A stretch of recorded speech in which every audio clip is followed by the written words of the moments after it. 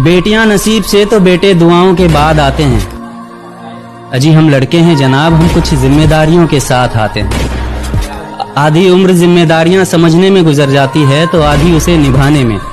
पूरा बचपन किताबों में गुजरता है तो जवानी कमाने में। ये जिम्मेदारियां उम्र के साथ बढ़ती है, ये बुढ़ापे में भी कम नहीं होता। अजी कौन कहता है जनाब हम लड़कों की जिंदगी में कोई गम नहीं होता। कभी बेटा बनकर तो कभी बाप का फर्ज निभाना पड़ता है।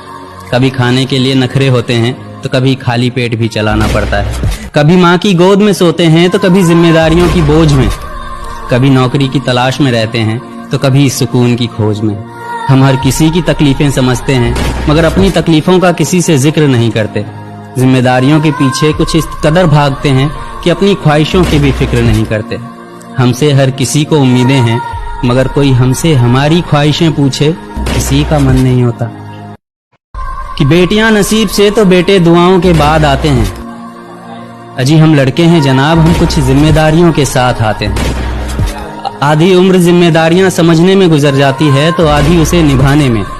पूरा बचपन किताबों में गुजरता है तो जवानी कमाने में। ये जिम्मेदारियां उम्र के साथ बढ़ती है, ये बुढ़ापे में भी कम नहीं होता।